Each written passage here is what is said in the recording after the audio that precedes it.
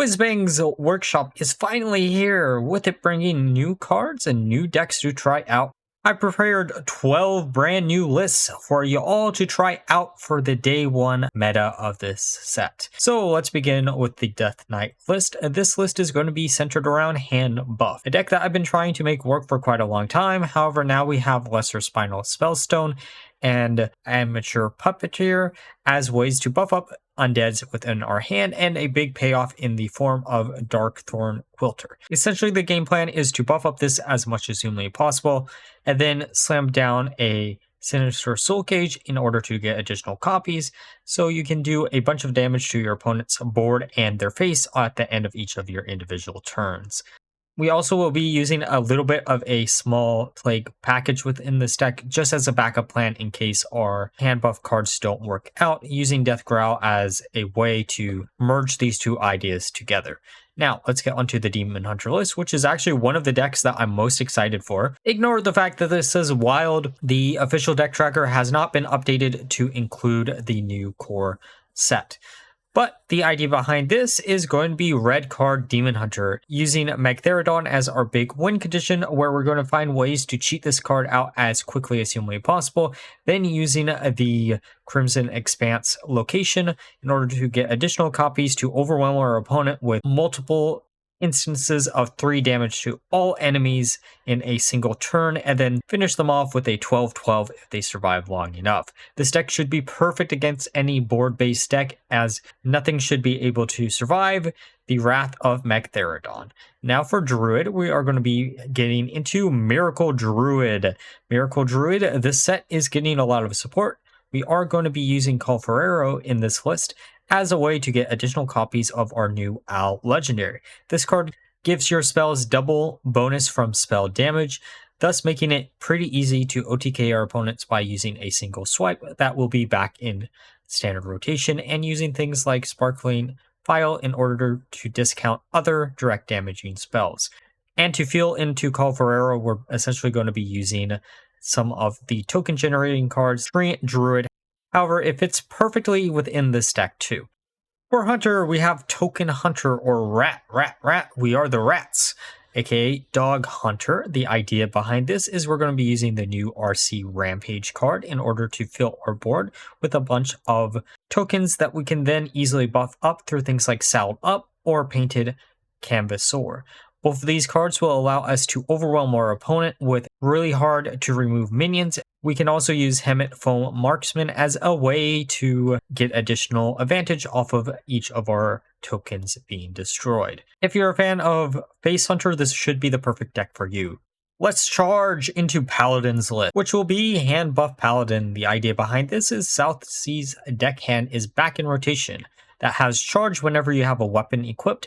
A really easy mechanic to do within Paladin, since we now have the new Painter's Virtue as a way to buff up the deckhands while they're in our hand, and we also still have Muster for Battle as a way to get an early game weapon just in case. Essentially, we can OTK our opponent by using 2 Southsea's deckhands in combination with 2 copies of Shroomification, give both of them Wind Fury, and be able to charge into our opponent's face, doing a huge amount of damage. Now, let's have a blast from the past. Stormy OTK Priest. This new card allows us to skip our opponent's turn if we've summoned 5 other dragons throughout the entire game. We're going to take full advantage of a card like this to establish a combo between Papercraft Angel that reduces our hero power down to 0 mana, Raza that allows you to refresh your hero power whenever you play a card, and the Reno Jackson that gives you easy access to 2 damage per hero power usage. And because the majority of this combo are minions, we can actually establish a wide board that will be able to charge into our opponent's face and do damage that way too. This deck should be able to win even if you don't have the full combo and you just rely on the dragons, but time will tell on how strong this deck will actually be. Let's get on to the next deck, which is going to be Orb Mage. The idea behind this is it is a no minion mage list where we're essentially trying to get the most advantage off of Galactic Projection Orb that repeats a random spell of each cost spell that you've cast this game targets enemies if possible. And because there is no 9-cost spell within Standard, at least in Mage itself, we are not going to be running any of that. However, there is a lot of no minion support within the set that should allow us to easily take full advantage off of Galactic Projection Orb. I will say this, if this card actually proves to work with Audio Amplifier, you could in theory try to use that card within a list like this and cut out the no minion support, but I honestly think this is probably going to be the more consistent one. Now let's go on to the next deck, which is going to be Miracle Rogue, centered around a returning face to Standard Hearthstone, Sonia Water Dancer, which after you play a 1-cost card, you get a 0-cost copy of it. The idea, we're essentially going to be using Valera's Gift with Deadly Poison in order to buff up any weapon that we get up by 16 attack for about 8 mana. Now, if you get a Ignis weapon, since we are running the Watcher of the Sun and Ignis within the list, that does have Wind Fury, since this should be actually a pretty easy way to do it, thanks to things like Breakdance, then you will be able to get a 32-point attack weapon at a bare minimum, even if you do choose a 1-cost weapon off of Ignis. The backup plan in this deck is we're going to also be having a Freebird combo just because it is really funny, and I thought this would be a neat little idea that we could try out. The deck runs a lot of draw power, so Reno Jackson should also be online, even though you're running a bunch of duplicates. Now for Shaman, we're going to shutter our way to victory with Shutter Block Shaman. There's a few ways I could have built this. The first way would have been going down a nature package, but that seemed a little bit boring, so I settled upon a South Seas deckhand combo. The idea is we're going to be using Hagatha the Fabled in order to draw into Wish Upon the Star ×2. We're going to be using the new Shutter Block in order to triple the cast of Wish Upon the Star from the Hagatha Elementals, giving each minion an additional +6 attack and 9 HP per copy, then using Shroomification as a way to OTK using the South Seas deckhand. We also will have Horn of the Windlord as a way to make full advantage of a alternate win condition through Sant or Elemental that gives our hero additional +1 attack and Wind Fury whenever we slam them down, along with things like Turn the Tides in order to keep buffing up our weapon. There's 2 win strategies in this deck. This should be a lot of fun, and I think these two should meld pretty well without the deck being too crowded. Now let's get onto Warrior. For Warrior, we're doing Chemical Spill, OTK Warrior. For this, we're going to be using Chemical Spill, which will drag a Gromosh out of our hand. That will have 10 attack. And then on top of that, we're going to be using Audio Amplifier as a way to get up to 11 mana.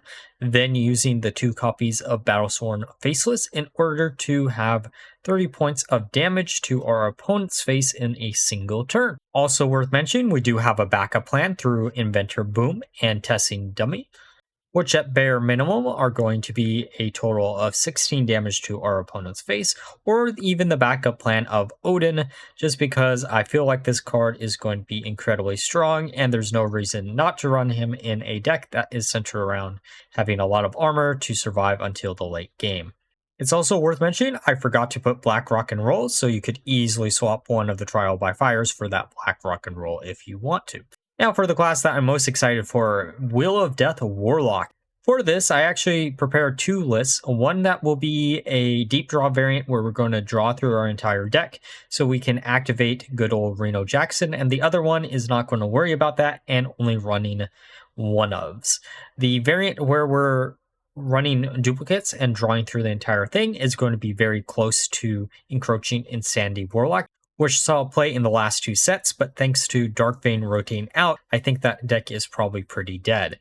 This variant also relies on the fact that Sketch Artist will always draw us into Wheel of Death, as Wheel of Death is the only shadow spell within the entire list, as we can easily get around this deck building restriction by using Gul'dan's Gift as a way to generate us Twisting Nethers.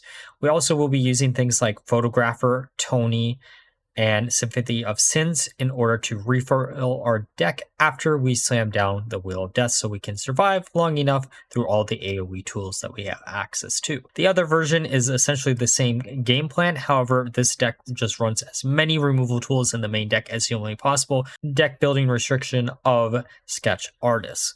I think the other version is probably going to be the stronger one, and I know a lot of people were having a lot of luck with a similar version of the list in the Theorycraft streams. Overall, again, this is probably the deck I'm most excited for, so probably expect it somewhat time this week. But let me know down below what class and which one of these Theorycrafts that you are most excited to see.